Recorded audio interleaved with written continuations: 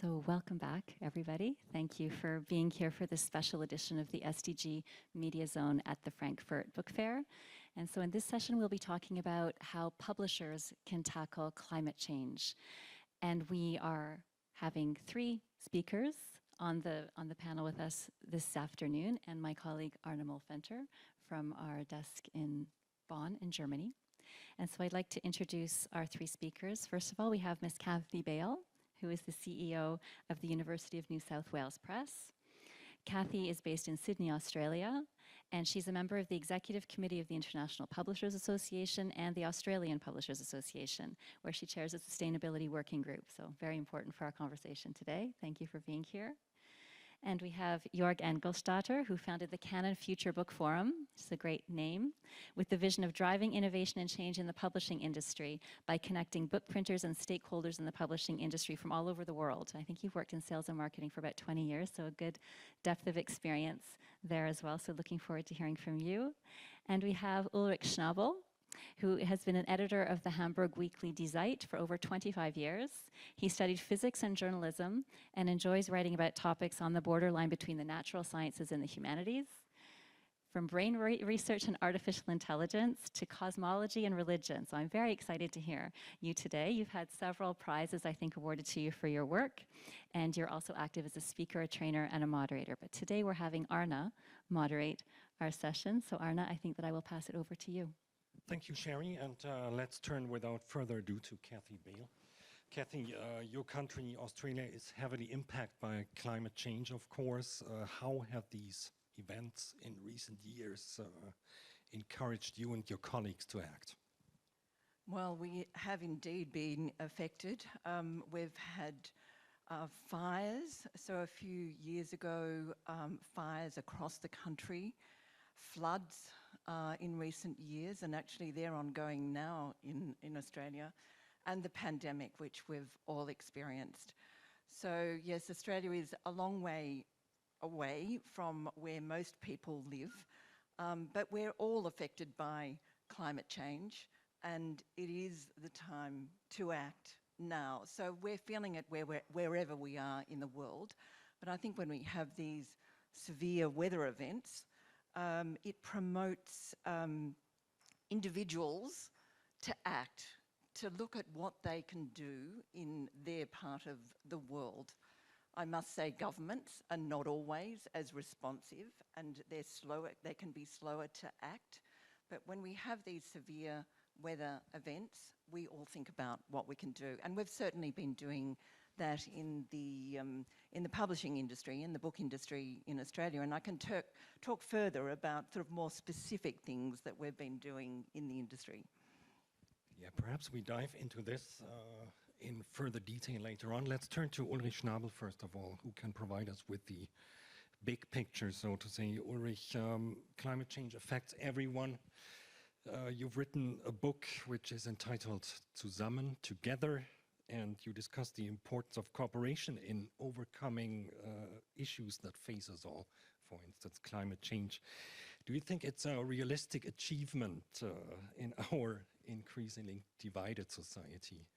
Well, it depends on what you mean by realistic. Who would have thought 1 year ago that a war in the middle of Europe would be realistic? Who would have thought 3 years ago that a worldwide pandemic would be realistic? Or who would have thought in the beginning of 2018 that a lonely Swedish pupil called Greta Thunberg, sitting in front of the Swedish parliament with a sign, "Cold strike for climate," would have any effect? Nobody would have thought that this would be realistic. So what I mean by that is that our sense of realistic is normally we take developments in the past and we extrapolate them in the future. But history doesn't work like that.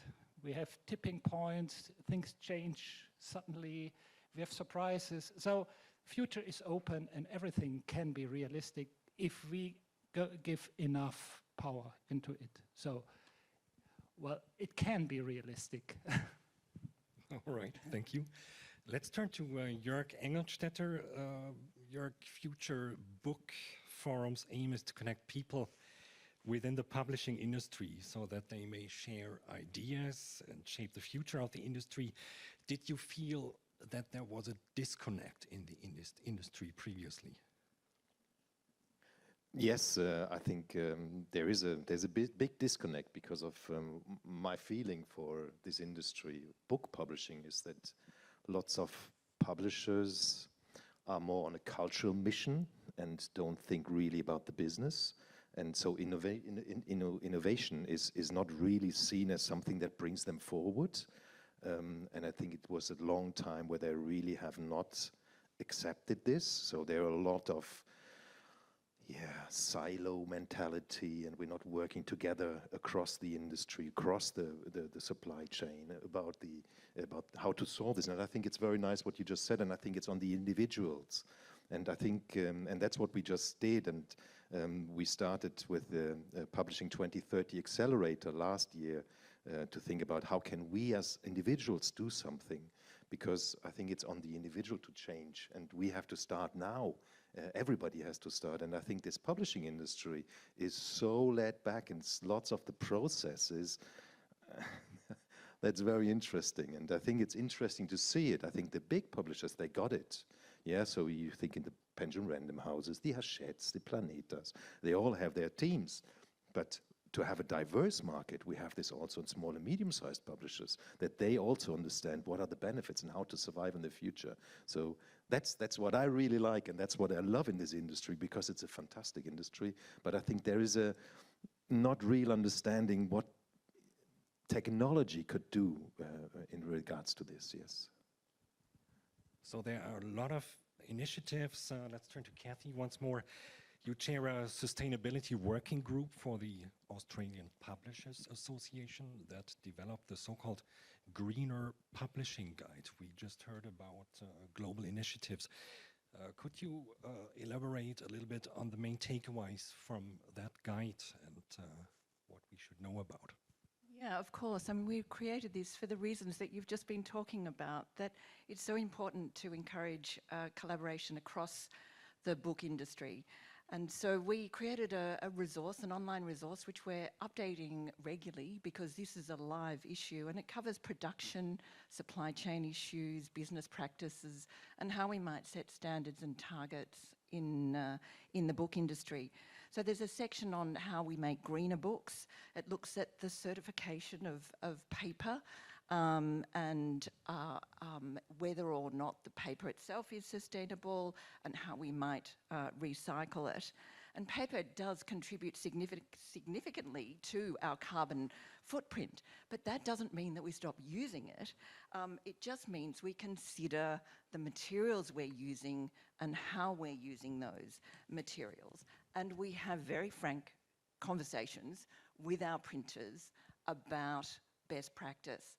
But this is very fluid, and it's an area that we all need to be involved in, but these conversations are starting to happen. But if you're very welcome to look at this guide. It covers many, different areas, and you can delve into each section, and we'll keep it updated. Jörg, you mentioned previously technological advances.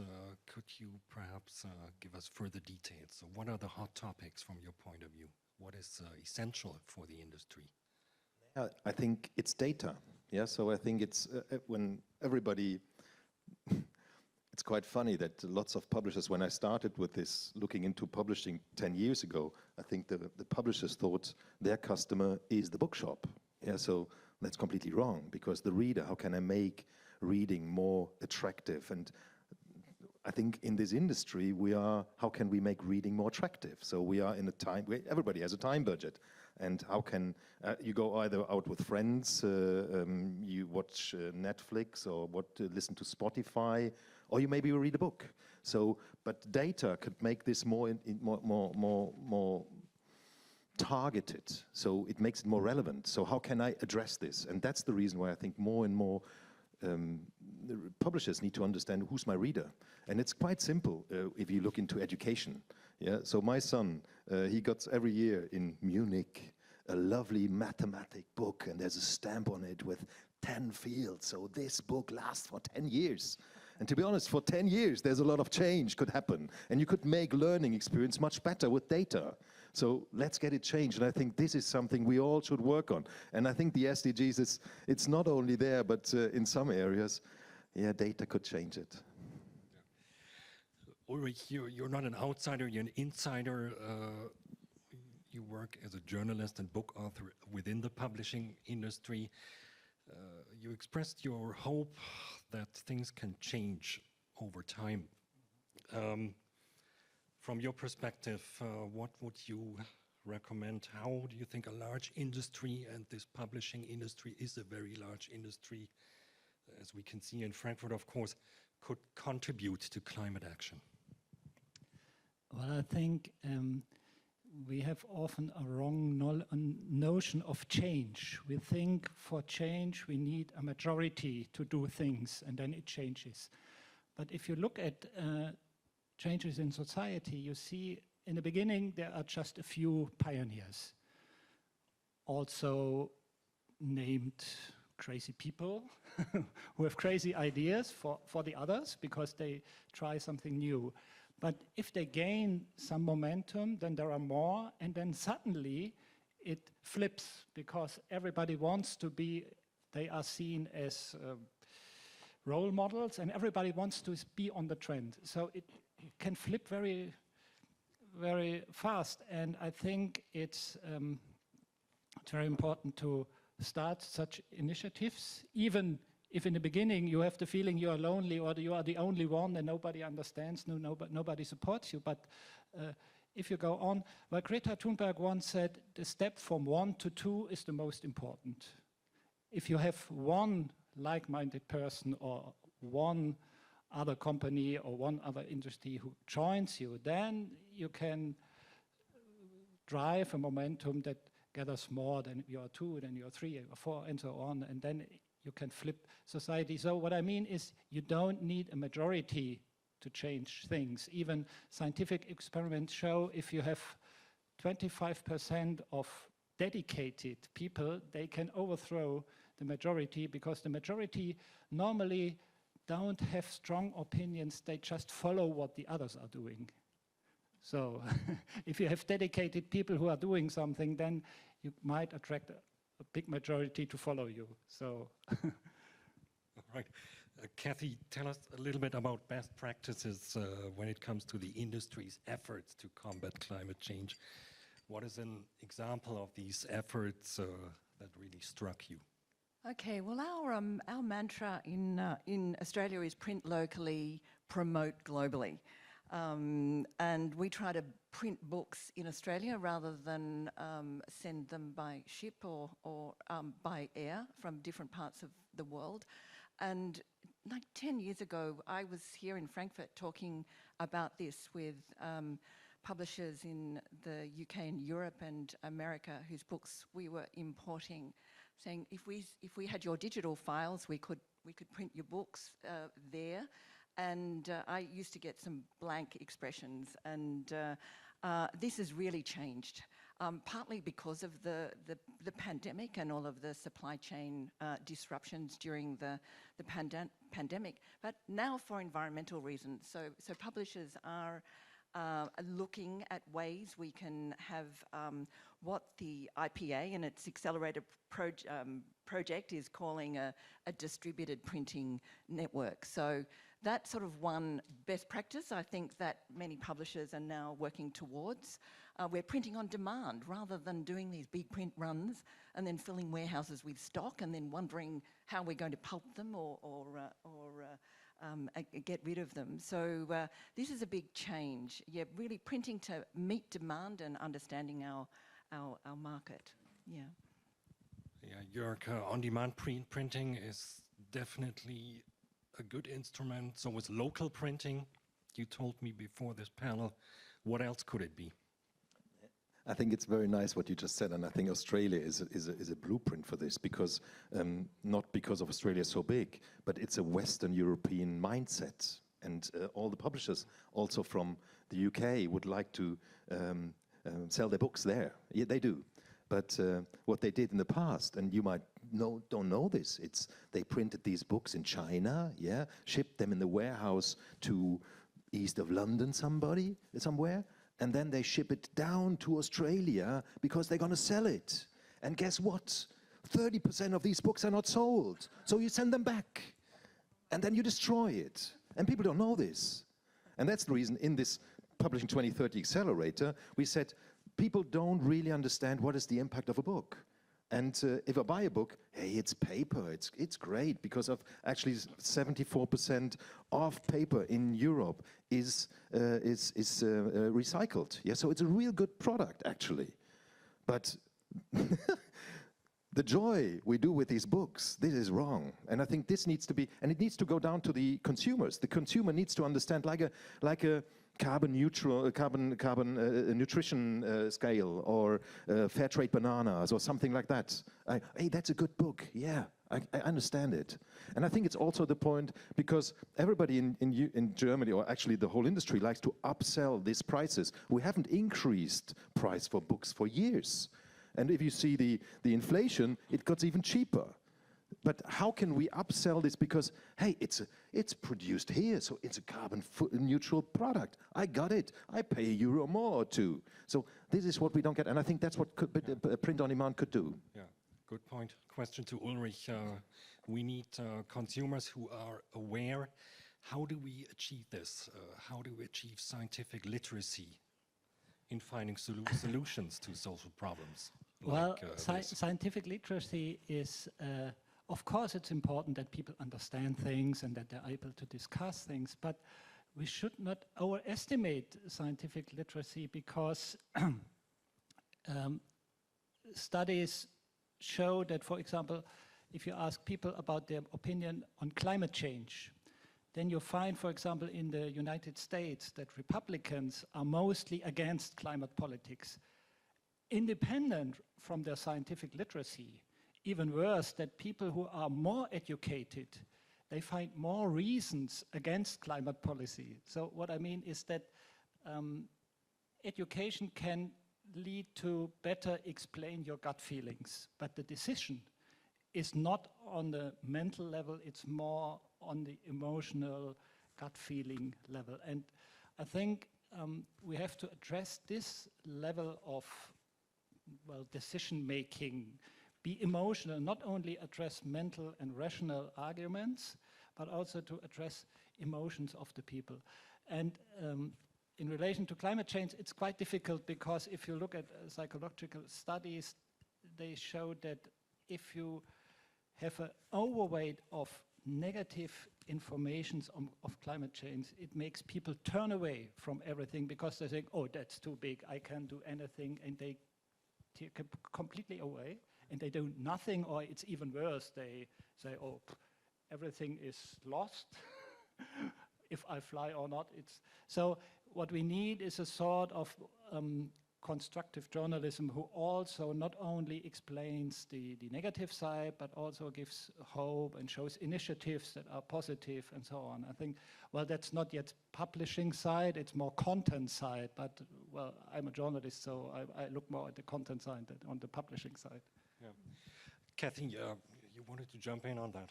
Well, I did actually, because sometimes content inspires you to act. So a few years ago, New South, a publisher, signed a book on the global plastic-free movement by the founder of that movement. And it was a story about how it started and what was happening in the movement.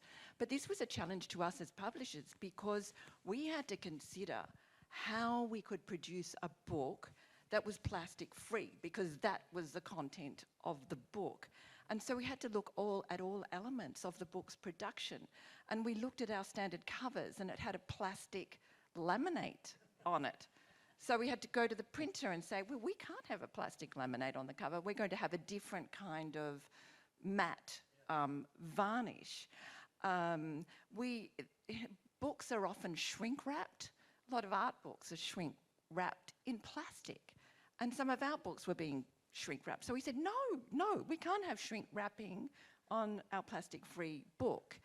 And so we came up with putting them in boxes with these biodegradable pellets. It was perfectly fine. It worked. The books weren't damaged. But that the content provoked us to think about all stages of the book's production. And then we had to think, okay, we're creating this book in Sydney, Australia, but if we've got orders for it in other parts of the world, it needs to be printed in other parts of the world. We can't freight our plastic-free book and say, oh, we're doing the right thing environmentally. So, you know, it's one example, and I could give you many, many more, but this is the situation we're in. It's often individual books that provoke you to take action. So don't wait for, you know, the guidelines or someone to say this is what you have to do. Read the manuscript and then say, can we act on what this author is saying? So production is one thing. Let's turn to Jörg, who's a production expert. What are the future recipes to make the production more sustainable? From my point of view, it's print on demand. Yeah, so because it's the mix. Yeah, so I think it's electronically it's there. So for academic STM publishing, it's clearly it's quicker, it's faster. You don't have longer run lengths. But I think the print-on-demand network, and I'm actually dreaming about a highway system across the world with some stores where the files are stored, and then you say, oh, this is needed, and then you ship it there. That's actually why we have started with this. But I would like to, what you just said, and I think you as a journalist, you have a very, very important role to play, because I think in this people have to, and publishers are afraid. Come on, they earned, probably some money in the past, and it's getting less, and I think, what am I going to do with it? So, but it's at the end, it's the consumer who makes the decision. So we have to enable them, and we have to talk about this, and you have to tell them, hey, actually, there's a sense behind this, and you have to understand what is the carbon footprint of such a book. And people don't know this, because everybody thinks, hey, it's paper, it's great, it's a tree. And we're actually good in Europe because of the recycling of the paper. And this is, I think, the technology is there. And I think it's more, but when you asked me in the beginning, I think it's the perception. As I said earlier, I went to a publisher and she said, oh, no, digital printing, yeah, it's nice, but not for us because I need offset. And that's wrong. Yeah, so it's changing of mindset, and everybody has to understand a first step starts. Do a little step, and you don't start running from the first day. It's the first step forward, and then you can continue for this change. Yeah. Sounds promising. It does. Yeah. Final question goes to Ulrich, and let's return to the big picture to conclude this panel. In your latest book, you argue that public spirit is a key virtue and is essential for the future of humanity, but it's also a forgotten one. Mm-hmm. You also argue that we need a new framework, so to say, to revive this virtue. How is that done? And what is needed? Yeah. Well, this is not a really very big picture, but it starts very small, very little, because human behavior like solidarity or selfishness is infectious. We know from psychology that people behave like the other people around them behave. So when we are sitting here, what you are doing influences me and the other way around. So, and that's everywhere. So to start on more togetherness is, you can start in your own community, in your own neighborhood. I had recently a talk to an Australian woman who explained to me that in Australia you have a different sense of togetherness than, for example, in the United States. And I thought it was quite interesting, because she explained to me that historically in the United States, if you have stress with your neighbors, you said, I go west, I do my own thing, John Wayne. But in Australia, you can't be alone in the desert. That's not possible. You need the other people to help you. So therefore, she explained to me that there is a different sense of the necessity of other people around you in Australia than in the United States. I don't know if you agree with that, but it sounds quite logical to me. Maybe in more remote parts of the country. So, and this shows that togetherness depends on the culture in which you are living, and it depends on what other people around you are doing, and it can be really infectious if you are surrounded by many people who behave like this. And politics can support this. Of course, I'm not talking about completely different politics, but you can support it by many measures, for example, mobility, or how you design cities has a large effect if people come together or not, or if they are segregated. And of course, education is also a field where you can do many things. Do you promote concurrence or do you promote togetherness? It's already learned in school. So there are many fields in politics where you can revive this old opportunity. Okay. I think these are perfect concluding remarks, but I'll turn it over to Sherry for the absolutely final concluding remarks. Thank you to all panelists. Thank you, Arna, and thank you all. This has been a fascinating discussion. I think that conversations like this are really what makes change happen, and that's what we need to do. We learn from these conversations, and it inspires us to take action going forward. And you've alluded, all three of you, I think, to the fact that we need to take individual action. We also need collective action, and we also need international negotiations, and we need multilateralism. We need all of those things if we're going to actually make a difference. And it sounds like here we have people who are making a difference and want to. And I think, as you were saying as well, that if we have one person plus one person plus one person, it does make a difference.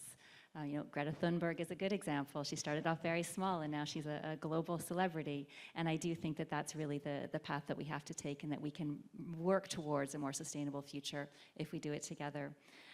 So I think the publishing industry is really uniquely placed to do that, because we have the business aspect, we have the sustainable business practices that we can implement in terms of print on demand.